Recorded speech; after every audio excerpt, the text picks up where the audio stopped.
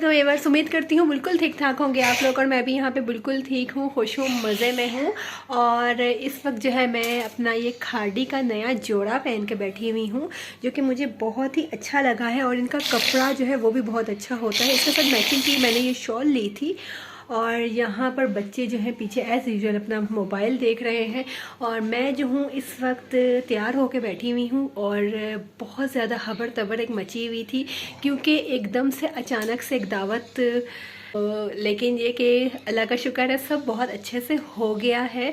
और क्या क्या बनाया है एकदम आनन फानन 1-2 घंटे मेरे पास थे, उसमें मुझे सब कुछ बनाना था, रेडी करना था। एक ना मुकाबला लगा हुआ, मुकाबले वाली एक वो बात थी कि बस जल्दी जल्दी सब कुछ करना है और मुझे था ये भी बना लूँ वो भी बना लूँ बस।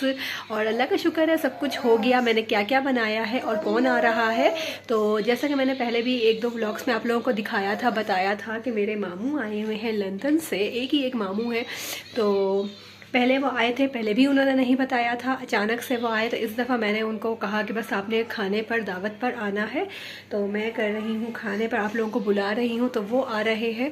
और इस दफ़ा फिर वो आ रहे हैं खाने पर, लेकिन उन्होंने मुझे बिल्कुल भी टाइम नहीं दिया। तो बस जितना टाइम था जो मैं बना सकी बस मैं बनाया और अपने तरफ से पूरी कोशिश की। क्या क्या बनाया, कैसे किया, सब मैं आप लोगों के साथ आगे शेयर कर रही हूँ। चले जाएं और मेरा व्लॉग फुल वॉच करके आएगा और मेरी सारी बनी हुई चीज़ें आप लोगों को कैसी लगी ज़रूर बताएंगा।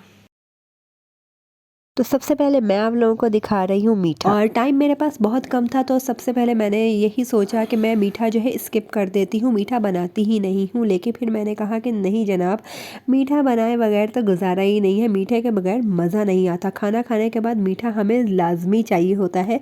तो मीठे में बनाए थे शाही टुकड़े और सालन में मैंने जो है बटर चिकन बनाया था। और यहाँ पर बनाने के बाद सर्विंग बाउल में मैंने इसको सर्व कर दिया था और तड़का मैंने इसके साथ में रखा हुआ था कि जब वो लोग आएंगे तो उस वक्त दोबारा गर्म करके माइक्रोवेव में फिर तड़का ऊपर से ये डालूंगी।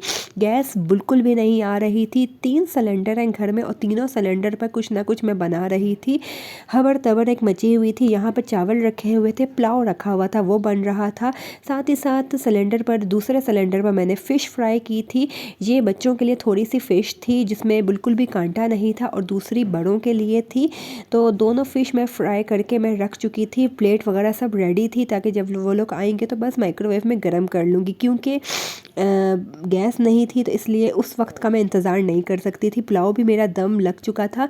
सारे काम करके मैं बिल्कुल रेडी होके बैठ चुकी थी और इंतज़ार कर रही थी कि कब वो लोग आए। तो मेरे, और जैसा कि आप लोगों को पता है कि इंतज़ार करना किसी का बहुत ही मुश्किल काम लगता है, तो मेरे नेल्स काफ़ी टाइम से ना ख़राब हो चुके थे। तो मैंने कहा चलो अपने नेल्स ही सही कर लेती हूँ। तो आयज़ा मुझे कहती है कि आपके मामू के आपके आके नेल्स चेक करेंगे। मैंने कहा क्या पता वो नेल्स चेक कर ही ले, तो इसलिए मैंने कहा नेल्स सही कर लेती हूँ।